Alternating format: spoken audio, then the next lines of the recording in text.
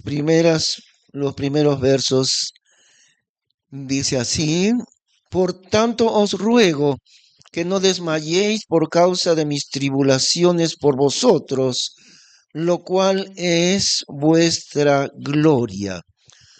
Ciertamente, llevar la palabra de Dios cuesta mucho. En general, los hermanos no logran darse cuenta de esto. Llevar la palabra de Dios, estar al frente de la palabra de Dios, tiene un precio grande, cuesta mucho. Y si ustedes recuerdan, hay un versículo que nos dice en el Antiguo Testamento, em, los que sembraron con lágrimas, con regocijo segarán. Irá andando y llorando el que lleva la preciosa semilla, mas volverá a venir con regocijo trayendo sus gavillas. Y esto se puede comparar a la vida de una familia, ¿no? Los hijos, los niños, yo, por ejemplo, ¿no? En mi propia experiencia, en mi propia niñez, yo no sabía nada de lo que mis padres tenían que sufrir para llevar adelante el hogar, no tenía ni idea. Bueno, uno es niño y vive su mundo de niñez y ya está, ¿no? Ya cuando es joven ya se va dando cuenta mejor, pero aún así uno no ha vivido la experiencia de los padres y todo el sufrimiento que les demanda llevar adelante su hogar, esa carga de llevar el hogar, los niños. Cuando uno ya es padre, recién lo comprende. Recién comprende que no es nada fácil, que demanda sufrimiento, sacrificio y todo eso, llevar adelante nuestro hogar. Bueno, los hermanos en Cristo que no están al frente de la obra de Dios, no se dan cuenta. Así como los niños el niño no comprende cuánto sufre papá y mamá por estar al frente del hogar. Los creyentes en general no logran entender cuánto sufrimiento cuesta llevar la palabra de Dios. Y veamos otra vez el versículo 13 aquí, ¿ven? Por tanto os ruego que no desmayéis por causa de mis tribulaciones por vosotros, lo cual es vuestra gloria. Las tribulaciones de Pablo por causa de los hermanos de ahí de la iglesia de Éfeso. Mis tribulaciones por vosotros. Y es que nadie lo ve. Entre los hermanos nadie ve lo que el que está al frente de la palabra de Dios, nadie puede ver todo la dificultad grande que hay. Muchas veces se ha hablado en los cursos de liderazgo, por ejemplo, se ha hablado la soledad del líder. La soledad del líder quiere decir que por lo que el líder siempre está en cierta posición más adelante que los demás y tiene que llevar la responsabilidad, las decisiones, tiene que cargar los problemas, tiene que cargar las incomprensiones, tiene que perdonar a los que hablan mal del que está en el liderazgo, tiene que amar a sus hermanos aunque hablen mal de uno. Y todo eso es bien difícil. Bueno, y ahí lo vemos, ¿no? Pablo dice, mis tribulaciones por vosotros, lo cual es vuestra gloria, lo cual es vuestra gloria. Ahora seguimos al verso siguiente. Por causa de esto, hinco mis rodillas al Padre de nuestro Señor Jesucristo, de quien toma nombre toda la familia en los cielos y en la tierra. Está hablando de Dios el Padre, ¿no? El Padre de nuestro Señor Jesucristo, dice, y de Él toma nombre toda persona y toda familia en los cielos y en la tierra, es decir, en el campo de los ángeles que moran en lo que es el cielo y también en la tierra. toda persona, toda familia, todo linaje toma nombre de Dios, el Padre, aunque no lo entiendan. Fuimos creados por Él y aún así que nieguen a Dios como está de moda en el tiempo de ahora negar a Dios. Eso no sucedía, digamos, 100 años atrás, ¿no? En el siglo anterior. 100 años atrás, 200 años atrás era lo contrario. Todo el mundo reconocía a Dios, aunque no le obedeciesen a Dios, pero reconocían y tenían temor de Dios. Aún así, estando lejos de Dios, ellos sentían reverencia y temor de Dios. Aún los ladrones a veces, ¿ah? Miren, aquí en la iglesia no hemos sufrido robos ya muchos años, ¿ah? No han habido robos. Y yo pienso que hay una razón. Los ladrones siempre dicen, no te metas con las cosas de Dios, no robes donde está Dios, te va a castigar Dios. Miren, hasta ellos entienden que hay un Dios que está por encima de ellos. Cuando invadieron nuestro local en 1 de Mayo, hace varios años, quisieron apropiarse, quisieron arrebatarnos el terreno que nosotros habíamos pagado por ese terreno.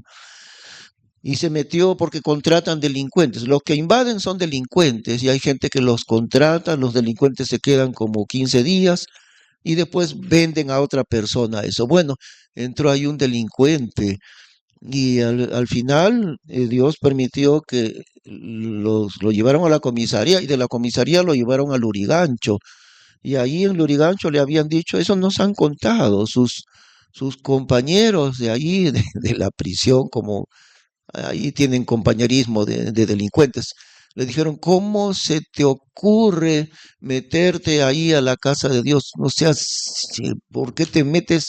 Nunca puedes robar donde está pues Dios, la iglesia, eso. No, no, no, no. Cualquier lugar roba menos la casa de Dios.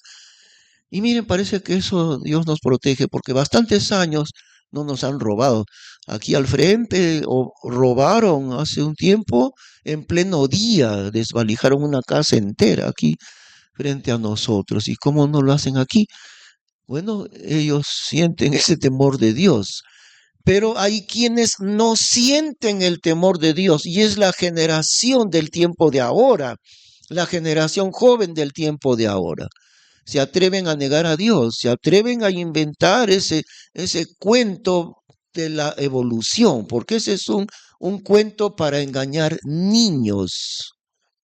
Y si usted es joven o entra a la universidad y le comienzan a hablar, ¿sabías que Dios no existe? ¿Quién te engañó? Dios no existe. Aprende y estudia lo que es la evolución. Pues usted, si es todavía joven o en algún momento le hablan de eso, pues no le tenga temor. Los que están engañados son ellos. Evolución no existe. Lo que existe es un Dios todopoderoso, soberano y eterno. Y la gloria es para Él solamente. Aquel que dice la Biblia, en el principio creó Dios los cielos y la tierra. Y eso de la evolución, como yo le llamo un engañaniños, eso es la evolución. Pero el día de hoy, sobre todo en las naciones desarrolladas, si uno hace una encuesta entre la gente joven, los menores de 30 años para abajo, incluso los niños, la gran mayoría de ellos van a decir, sí, pues la evolución, claro, la ciencia ha demostrado científicamente la evolución, lo cual es mentira. La ciencia no ha demostrado nada, nada en cuanto a la evolución. Y hay alguien que está detrás de ese engaño. Ya saben ustedes quién es, ¿no? Hay alguien que está detrás de los que se llaman científicos, pero están engañando. Y detrás de ellos hay un ser poderoso que se llama Satanás para engañar a las personas en cuanto a que Dios no existe y cuentos como ese. Pero de él, del Padre, dice versículo 14, ¿ve? Por causa de esto hinco mis rodillas al Padre de nuestro Señor Jesucristo. Él, el soberano, el eterno, el sabio, el justo, el amoroso, el Padre de nuestro Señor Jesucristo, de quien toma nombre toda la familia en los cielos y en la tierra. De quien proviene quiere decir que toma nombre. De Él provenimos. Y aunque muchos quieran negarlo, un día estarán de pie en el juicio de Dios. Charles Darwin, el primero que habló de esa fantasía de la evolución, Charles Darwin, ya está allí en el lugar de sufrimiento, en el infierno, ya está allí. Y él es el primero que habló de la evolución. Y ahí están todos los que niegan a Dios. Ahí está Fidel Castro, ahí está Mao Zedong y todas las personas que se atreven a negar a Dios. Y están dando cuentas de su vida y de sus mentiras y de la mentira más grande de todas, la de querer negar a Dios, ¿no? Pero de Él, de Dios el Padre, proviene toda la familia en los cielos y en la tierra. De Él toma nombre toda familia. Versículo 16. Que os dé conforme a las riquezas de su gloria, que seáis corroborados con poder en el hombre interior por su espíritu.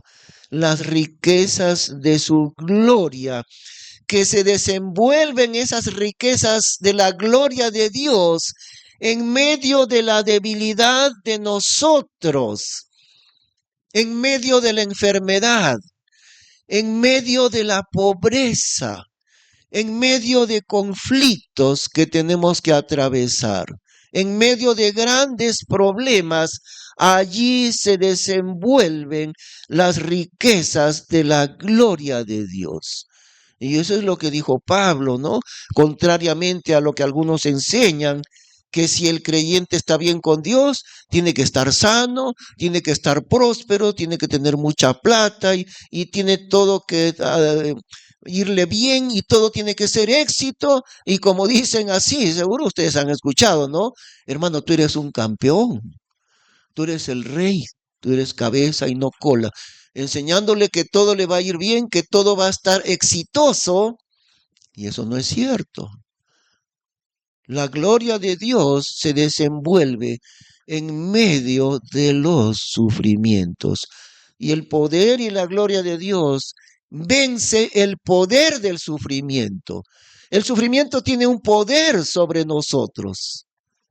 Pero ¿saben qué? El poder del sufrimiento es vencido por la gloria de Dios. Uno sigue en medio del sufrimiento, pero el sufrimiento uno ya no lo siente. Queda vencido el poder del sufrimiento. Eso es la gloria de Dios. Y Pablo dice, le he pedido 3 veces a Dios que me quite esta enfermedad. No explica cuál enfermedad era, pero él dice un aguijón en mi carne. Y después de haber rogado 3 veces a Dios que le quite la enfermedad, Dios le contestó que no le iba a sanar. Y Dios le dijo, bástate mi gracia, porque mi poder se perfecciona en la debilidad. En la debilidad se perfecciona, en la debilidad del hombre se perfecciona el poder de Dios. Y por eso no necesitamos tener un montón de prosperidad. No hace falta tener mucha prosperidad. Como dice la Biblia, teniendo sustento y teniendo abrigo, estemos contentos con esto, dando gracias a Dios. ¿Por qué? Porque también muy pronto estaremos en su reino, en su presencia y en su gloria. Y de nada sirve querer juntar mucho dinero y juntar muchas cosas y matarse trabajando día y noche. No sirve de nada. Eso es lo que dice la Biblia. Porque los que quieren enriquecerse caen en tentación y en lazo y en muchas codicias necias y dañosas. Bueno, si puedo trabajar, como todos tenemos que trabajar, si puedo trabajar y cubrir mis gastos, aunque sea lo mínimo, si puedo cubrir, si Dios me permite cubrir mis gastos, lo que la Biblia dice, estemos contentos con esto. Si tienes un televisor así no muy grandecito, quédate contento con eso, hermano. No te busques un televisor de 80 pulgadas. Eso es necedad. ¿Por qué en lugar de buscarte un televisor de 80 pulgadas, por qué no inviertes ese dinero en la obra de Dios? ¿Por qué no inviertes? ¿Por qué no eres rico en la obra de Dios? Un hermano en Arequipa, en Arequipa hay una zona que se llama a la Avenida Parra, en Arequipa, es en el centro mismo de la ciudad. Y años atrás, más o menos sería por el año 90 o 95, ellos habían comenzado una iglesia nueva, había un misionero, creo que se llama Esteban Borders, si no me equivoco. Comenzaron allí en el centro de Arequipa, ¿no? Para alcanzar la ciudad desde allí. Oraron mucho y oraron por ese lugar. En la avenida Parra, media cuadra, hay un lugar que se llama la Casona del Boulevard. Hay un centro de convenciones bien conocido, se llamaba la Casona del Boulevard. Media cuadra y tenía salida por tres calles, por una calle, la calle de atrás, la calle del costado. La Casona del Boulevard, una persona de Estados Unidos dijo, ¿cuánto es el precio para comprarlo? $1.000.000. Y el hermano dijo, yo voy a dar $1.000.000 bajo una condición, que nadie sepa mi nombre. Y él donó $1.000.000 y los hermanos compraron la casona del Boulevard, media cuadra entera para esa iglesia. No se sabe el nombre del hermano que dio ese dinero. Qué sabio es eso, ¿no? Yo doy, pero nadie sabe, nadie va a saber. Y así, no trates de enriquecerte y de llenarte de cosas, hermano. Si quieres ser rico, invierte en la obra del Señor. Invierte tu dinero en la obra misionera o en la iglesia local también. Aprende a ser sabio con tu vida. ¿Qué vas a hacer con los lujos que tú quieres tener? Cuando yo era niño, los televisores eran apenas un pedacito y nadie buscaba un televisor de tamaño de media pared. Y ahora sí, no, mi televisor es muy chico. Yo quiero uno tamaño de media casa, eso quiero, ¿no? Y me cuesta como 8.000 soles. No importa, no importa. Yo me sacrifico y yo voy a pagar. Eso no es vivir con sabiduría. Dice la Biblia, teniendo sustento y abrigo, estemos contentos con eso. Y si Dios te da un poco de abundancia, inviértelo en la obra del Señor. No necesariamente aquí, pero puedes ayudar a la obra misionera. Y eso quiere decir no que inviertas acá tu dinero, sino en otros lugares de la obra misionera. Aprende a ser sabio con lo que Dios te ha dado, ¿no? Bueno, seguimos leyendo allí entonces otra, verso 16, ¿no? Que os dé conforme a las riquezas de su gloria, que seáis corroborados con poder en el hombre interior por su espíritu, que habite Cristo por la fe en vuestros corazones, para que arraigados y afirmados en amor, podáis comprender con todos los santos cuál sea la anchura y la longitud y la profundidad y la altura, y conocer el amor de Cristo que sobrepuja a todo entendimiento, para que seáis llenos de toda la plenitud de Dios. Y entonces, empezando el verso 14, él dice que yo estoy orando para que ustedes puedan recibir las riquezas de la gloria de Dios, que en el hombre interior por su espíritu seáis corroborados fortalecidos, que podáis crecer espiritualmente, habitando Cristo por la fe en vuestros corazones, de tal manera que arraigados y afirmados en amor, podáis comprender con todos los santos cuál sea la anchura y la longitud y la profundidad y la altura. Ahora, los científicos, los matemáticos, los físicos dicen que hay tres dimensiones, ¿no? Largo, ancho y altura. Pero Dios dice que hay cuatro dimensiones. Y la Biblia es la base de toda ciencia. Ahí está la ciencia en la Biblia. Pasaron miles de años, hasta que en el tiempo de Galileo, en los años de creo 1400, por ahí, en el tiempo de Galileo, Galileo dijo que la Tierra se mueve y que la Tierra es esférica, ya que además se mueve alrededor del Sol. Y la Inquisición lo obligó a retractarse porque lo iban a matar por decir que la Tierra es esférica, redonda y además que se mueve alrededor del Sol. Entonces Galileo, para no morir, dijo ya delante de la Inquisición, sí, sí, sí, no, no, la Tierra no es redonda y tampoco no se mueve alrededor del Sol. Y cuando estaba saliendo del tribunal, que ya le habían perdonado, en medio de la gente, dijo, no, y sin embargo se mueve, sí se mueve, sí se mueve. Me han hecho negar, pero sí se mueve la Tierra, ¿no? Y además es redonda. Pero miles de años antes de Galileo, la Biblia decía que Él está sentado, Dios, sobre el círculo de la Tierra.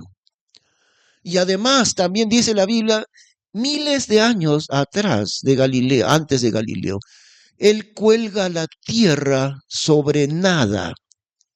Y dice la Biblia, como es efectivamente, la Tierra está suspendida en el espacio por la gravitación universal, etcétera, ¿no?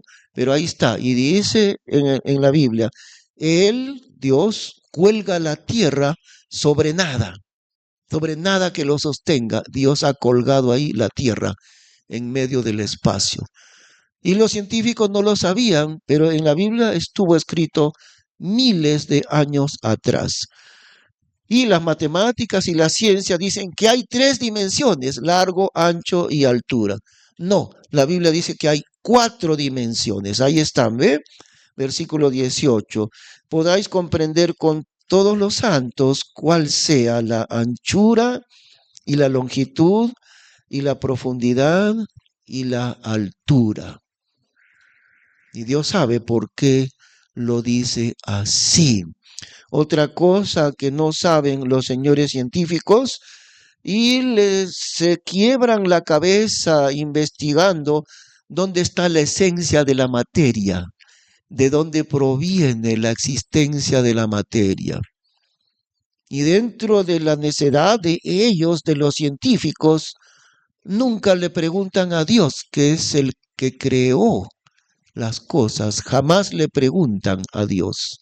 Pero Dios tiene la respuesta. Las cosas, la materia, la esencia de estas cosas existentes es la palabra de Dios. No es un Big Bang, porque los científicos dicen un Big Bang, una explosión gigantesca, millones de años atrás. No es cierto. Dios pronunció su palabra. En el principio de la creación, Dios mandó que exista la luz y la luz comenzó a existir. Lo primero que Dios pronunció en su palabra. Y dijo Dios, sea la luz. Y fue la luz. La luz obedeció a Dios y comenzó a existir.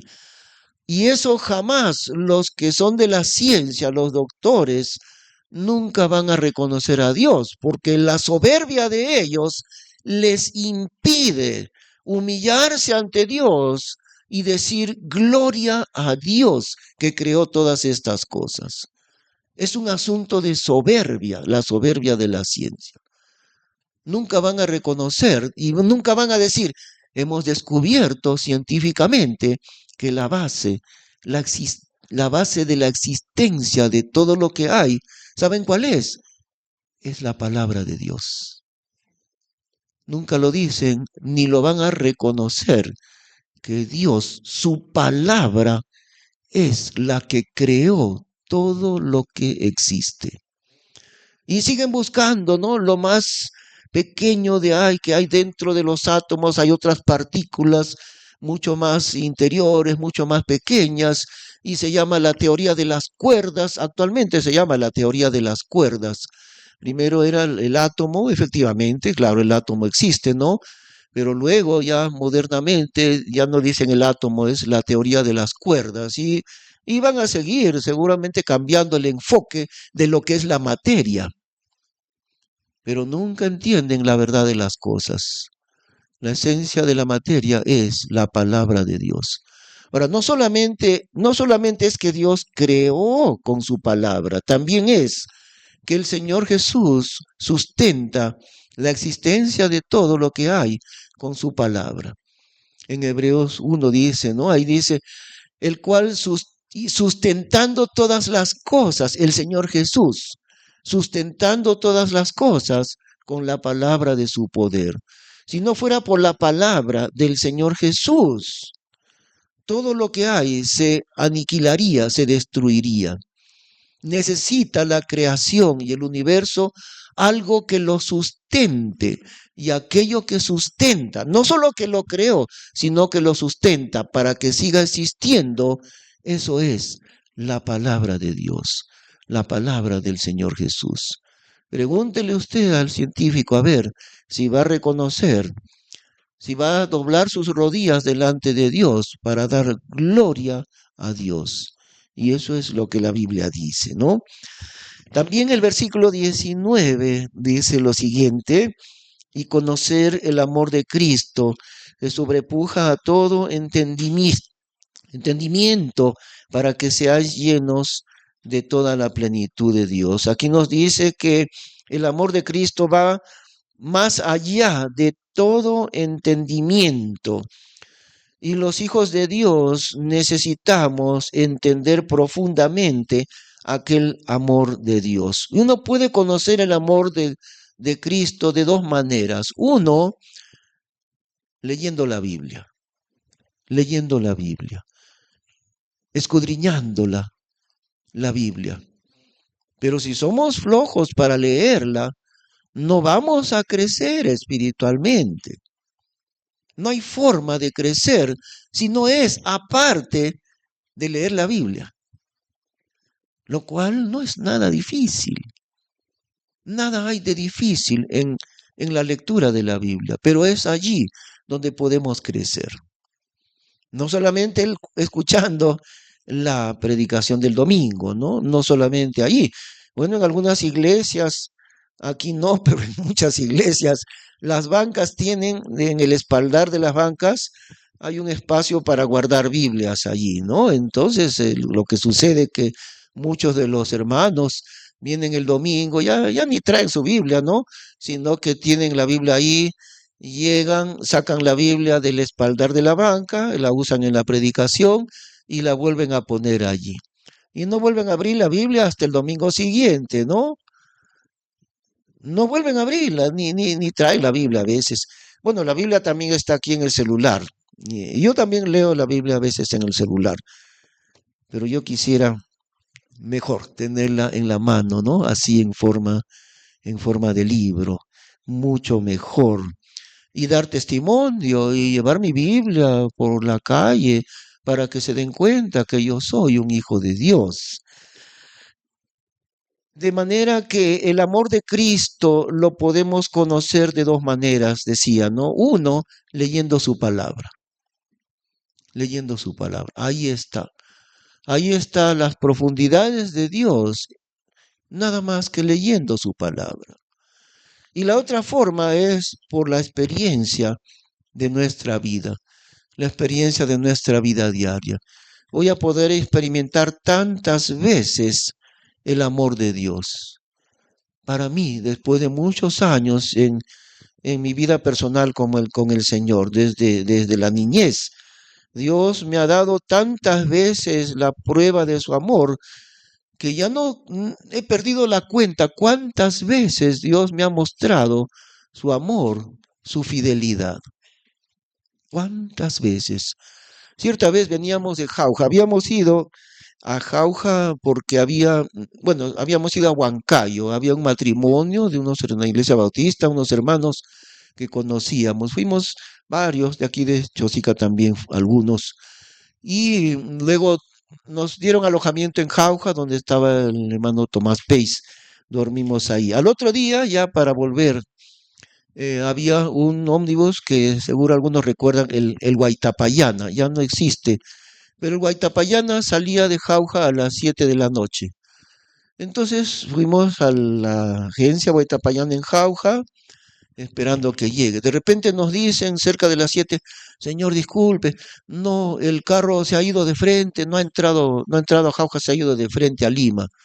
Pero no se preocupe, porque el de las 7:30 sí va a entrar. Ah, ya, pues. Entonces, ¿verdad? El de las 7:30, el Guaitapayán entró a Jauja, ya nos trajo. Y cuando estábamos un poco antes de Matucana, el primer Guaitapayana que nos iba a recoger se había ido de frente al abismo y estaba ahí en el río, porque una curva así, una curva en U, y ahí estaba el río. Se había desbarrancado al abismo y la gente estaba gritando en medio del río, todos los accidentados, los muertos. Pero nosotros subimos al segundo Guaitapayana y Dios nos libró del primero. Nuestro boleto era para ese, pero Dios nos hizo subir en el siguiente. ¿Cuántas veces nos da Dios pruebas de su amor? Y nuestra experiencia nos va a hacer conocer el amor de Dios. A veces uno pide desesperado al Señor que nos proteja, que nos haga salir de problemas terribles, y Dios lo hace, y Dios lo hace. Innumerables experiencias en mi propia vida. ¿Y saben qué, hermanos? Experiencias milagrosas del amor de Dios. Milagrosas. Nadie más hubiera podido hacer así si no es Dios mismo. Y conocemos entonces, como dice allí, y conocer el amor de Cristo que sobrepuja a todo entendimiento, para que seáis llenos de toda la plenitud de Dios. Versículo 20. A aquel pues que es poderoso para hacer todas las cosas, mucho más abundantemente de lo que pedimos o entendemos, conforme al poder que obra en nosotros. Y veamos con cuidado lo que nos dice el versículo 20, que Dios es poderoso para hacer todas las cosas. ¿De qué manera? Mucho más abundantemente de lo que pedimos. Y pedimos poco. Los cristianos no sabemos pedir. Dios quiere que pidamos conforme a su poder, es decir, de manera muy grande. No sabemos pedir a Dios. Ahora, no estamos hablando, una vez más, no estamos hablando de riquezas, no estamos hablando de pedirle, Señor, hazme millonario. Eso no es nada que ver con eso. Dios pide que le pidamos cosas que son eternas, que son de valor eterno. Pídele por personas que conozcan a Cristo, pídele por tus amigos, por tus familiares, y Dios te va a contestar. Ahora vas a tener que orar por diversas personas, por su conversión a Cristo. Posiblemente vas a tener que orar, hermano, varios años, pero Dios te va a contestar. Hay personas por quienes yo vengo orando bastantes años, como 15 años, por algunas personas. Y sigo orando y no me cansaré, porque Dios, yo sé que me va a contestar. Conforme al poder de Dios. Él es poderoso para hacer todas las cosas, no a la medida de nuestra fe, que siempre es poquita. Ahora, si uno aprende lo que el Señor Jesús les enseñó a sus discípulos, si uno aprende, si uno es sabio para aprender, el Señor Jesús diversas veces les llamó a sus discípulos hombres de poca fe. ¿No hará mucho más a vosotros, hombres de poca fe? Y yo veo eso. ¿Cómo les dice Jesús a ellos? En cierto momento les dice, ¿hasta cuándo, oh generación incrédula? ¿Hasta cuándo voy a estar con ustedes? ¿Hasta cuándo os he de soportar? ¿Por qué razón? Por su incredulidad, por su falta de fe. Tal vez es una de las lecciones más grandes que podemos aprender, a confiar en Dios y a tener una fe muy grande para pedirle a Él. Y eso es lo que dice acá, otra vez, versículo 20. Aquel que es poderoso para hacer todas las cosas. ¿De qué manera? Mucho más abundantemente de lo que pedimos. Y también mucho más abundantemente de qué? De lo que entendemos. O sea, tú le vas a pedir a Dios un poquito así, y Dios te va a dar tan grande que no se puede medir. Pero también debemos aprender a pedirle como realmente es el poder de Dios. Necesitamos aprender a tener una fe grande. Y vamos a poner un ejemplo de esta fe grande. Ustedes saben que desde el año, más o menos desde hace 12 años, desde 12 años atrás, este terreno que está la casa del vecino, el siguiente, es un terreno que en esos años no tenía cerco, cualquiera entraba libremente, estaba medio abandonado este terreno.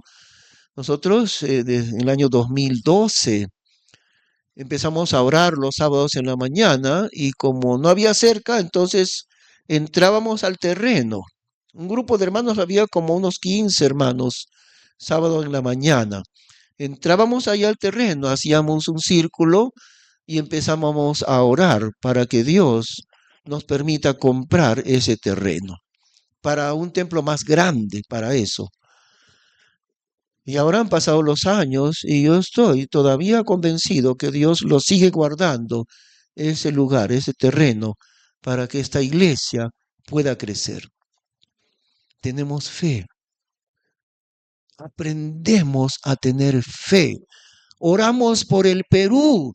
Los días domingos a las 8 de la mañana que oramos ahí en medio del parque, aunque somos poquitos, tenemos mucha fe que Dios va a contestar nuestras oraciones, porque eso es lo que dice la palabra de Dios.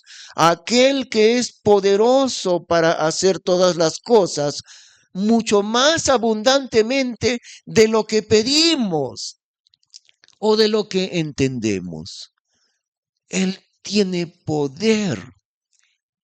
Pero Dios quiere mover su poder cuando sus hijos se lo pidan. Él tiene todo el poder necesario. Pero Dios no mueve su poder hasta que sus hijos no aprendan a pedirle a Dios, a pedirle de manera grande, a pedirle de manera abundante, a pedirle no a la medida del hombre, sino a pedirle a la medida de Dios.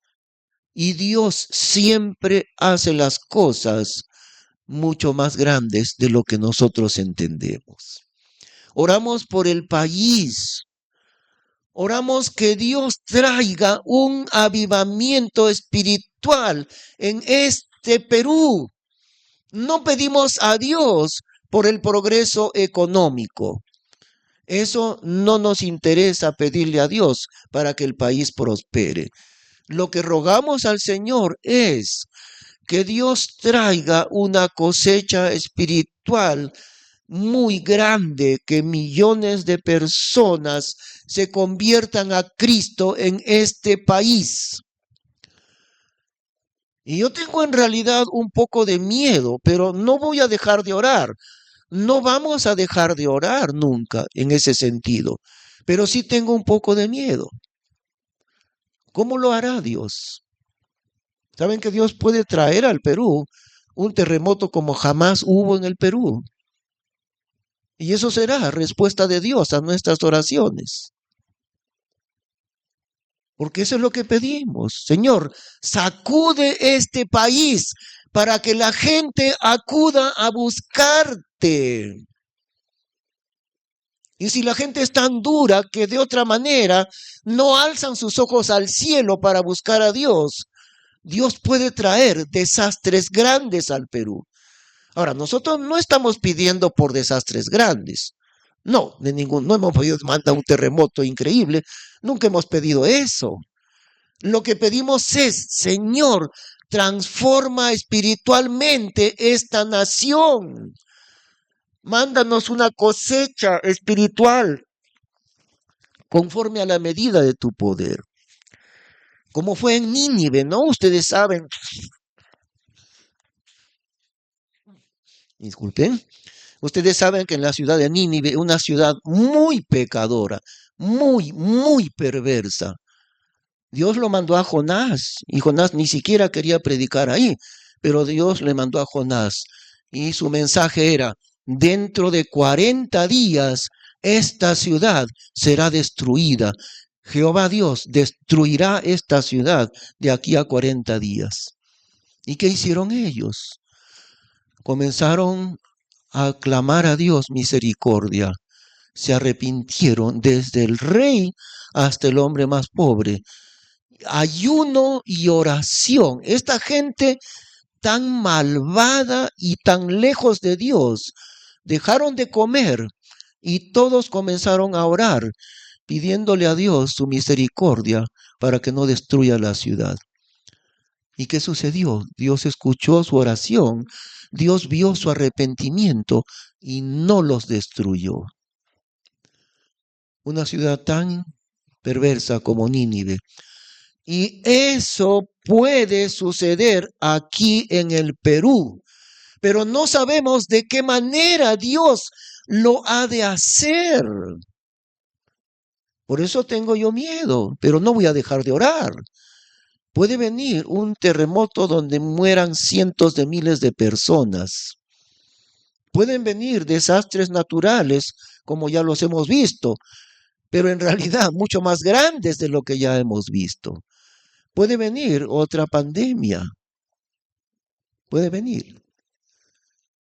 No sabemos qué hará Dios. Puede Dios traer una guerra. Dios sabe cómo lo hace. Pero seguiremos rogándole a Dios por una transformación espiritual de este país. ¿Y cuándo vendrás tú, hermano, a orar? ¿Cuándo tu hermana vendrás a orar? Ahí estamos todos los domingos a las 8 de la mañana en el medio del parque. Esta mañana, una señora, cuando habíamos terminado de orar, se acercó muy admirada de que nos vio orando arrodillados y hay un cartel que tenemos, dice, estamos orando por el Perú. Y me preguntó, y yo le dije, sí, usted también puede venir a orar. ¿Alguna iglesia usted asiste? Me dijo, yo asisto a la iglesia católica, pero voy a venir el próximo domingo para orar con ustedes. ¿Qué le vamos a decir? ¿No venga porque usted es católica? Le diremos así. Le dijo Dios a los incrédulos de Nínive, no pidan a Dios, no oren a Dios, porque ustedes son incrédulos. Así le dijo. No, todos los de Nínive eran gente perversa, incrédulos en Dios. Bueno, habían sido incrédulos, pero todos se postraron a Dios en oración y Dios escuchó la oración de estos incrédulos. Claro, posiblemente la señora que dijo yo soy católica vendrá y orará. Bueno, ella dice vamos a rezar, no entiende, pero dice que va a venir, tal vez venga. Y poco a poco entenderá lo que es la falsedad del catolicismo y poco a poco entenderá cómo Dios le puede salvar por la fe en Cristo. Pero eso es justamente ir allá donde está la gente incrédula. ¿Por qué no vienes tú, hermano? ¿Por qué no vienes tú, hermana? Cuando estábamos en la pandemia, Yo conté, habían 21 personas el día que tomamos una foto ahí. 21 de nosotros habían orando ahí. Esta mañana éramos 7, si no me equivoco, éramos 7 personas. Queremos otro sacudimiento para que Dios nos mueva. ¿No es mejor tomar una decisión de mi propia voluntad y no esperar que Dios me dé una golpeadita? ¿No es mejor así, de mi propia voluntad? Aquel pues que es poderoso para hacer todas las cosas mucho más abundantemente de lo que pedimos o entendemos, conforme al poder que obra en nosotros. A Él digo, sea gloria en la iglesia por Cristo Jesús, por todas las edades del siglo de los siglos. Amén. Y eso es lo que el hombre incrédulo no lo entiende, la gloria de Dios. La creación entera es para la gloria de Dios. La salvación de nosotros es para la gloria de Dios. Hace 2 días, el día viernes, ¿no? Que estuvimos aquí en la cena de matrimonios. A propósito, le damos las gracias a las hermanas que trabajaron mucho, mucho para preparar este local, para decorar. Disculpen que no diga el nombre de cada una, pero ustedes saben, hermanas, gracias. Ustedes han trabajado con mucho amor por el Señor todos esos días para preparar la reunión del día viernes. Muy bendecido estuvo ese programa para la cena matrimonial. Bueno, entre otras cosas, allí en cierto momento yo mencioné la experiencia, el testimonio del pastor Martín Ábalos, que estuvo el viernes. Ustedes ya lo han conocido, ¿no? Le apoyamos como misionero en Pampas, en Huancavelica. Y lo que pasa es esto, nuestra salvación es para la gloria de Dios. La vida del pastor Martín Ábalos, tendría unos 18 años, 17 años. Él vivía una vida violenta, tan violenta que dentro de su barrio, ahí en Pro, en el Cono Norte, a él le llamaban el Diablo, ese era su apodo, ¿no? El Diablo. Este se peleaba con todo el mundo. Y una noche, un domingo en la noche, por haberse peleado, querían venganza a los que ellos los masacró, vinieron para hacer venganza entre varios. Y cuando él vio que lo perseguían, se metió al culto de la iglesia, porque dijo, acá no se van a atrever a entrar y a pegarme. Entonces se metió al culto, ahí se sentó en medio de las bancas. Así llegó a la iglesia. Llegó escapando para que no lo masacren a él. Y así, verdad, los que le iban a pegar no se atrevieron a entrar ahí, ¿no? Y ahí estuvo, un poco burlándose de Dios, porque cuando terminó el culto, él, bien molesto, tan violento como era, le dijo al predicador, porque el predicador estaba hablando, él dijo, está hablando de mí, de la vida perversa que llevan unos. Y él dijo, ese predicador estaba hablando de mí, y todo molesto dijo, ¿por qué no me lo hice de frente?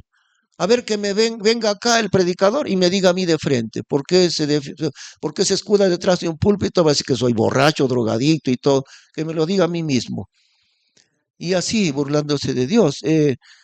Luego habían 2 pastores allí, le hablaron con mucho cariño, ¿no? Que comprende el amor de Dios. Y él dijo, ¿Dios? ¿Cuál Dios? A ver tú, a ver si existes, a ver, quítame la droga, a ver. Y eso es lo que dijo. Y eso es medio como una blasfemia, ¿no? Si tú existes, a ver, quítame la droga, a ver. ¿Y saben qué le pasó? Dios le contestó.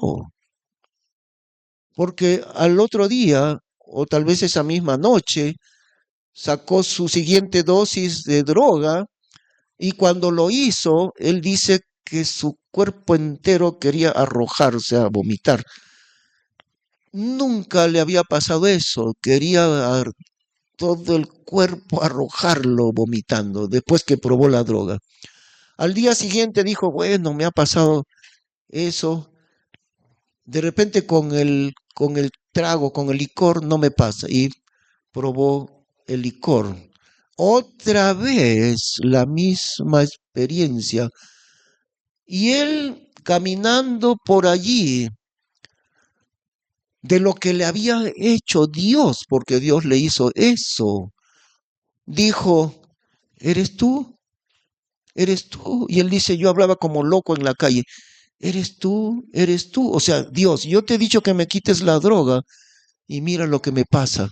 ¿Eres tú que me has hecho esto? Y así fue, era Dios, realmente era Dios el que le hizo eso. Nunca más probó la droga porque Dios le causó esos síntomas terribles. No fue fácil, él cuenta, ¿no? Que otra vez quería, de nuevo le venía esa desesperación de nuevo por la droga. Y cuando le pasaba eso, bueno, ya había aceptado a Cristo. Él se iba al seminario bíblico que está cerca de su casa y le pedía a los pastores, oren por mí, porque estoy desesperado por la droga de nuevo. Bueno, Dios le libró de esa clase de vida. Aquel que le llamaban el diablo, hoy día es un siervo de Dios. Ha sido un siervo de Dios ya por bastantes años, ¿no? Y nadie puede creer lo que él es ahora comparado con su vida anterior.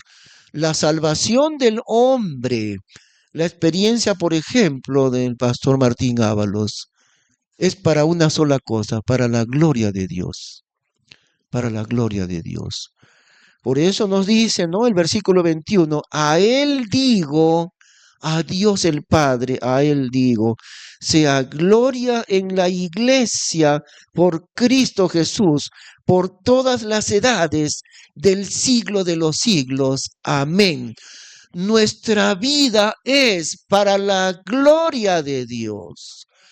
Nuestra salvación del pecado es para la gloria de Dios. A Él sea la gloria. Vamos a orar. Gracias, Padre Santo, por todo lo que tú nos muestras en tu palabra, Señor. Necesitamos tu palabra para profundizar en el amor tuyo, para conocer tu amor, Señor. No hay otro lugar donde podamos crecer espiritualmente. Ayúdanos, enséñanos a cada uno a leer tu palabra continuamente. Dios Padre Santo, te damos la gloria.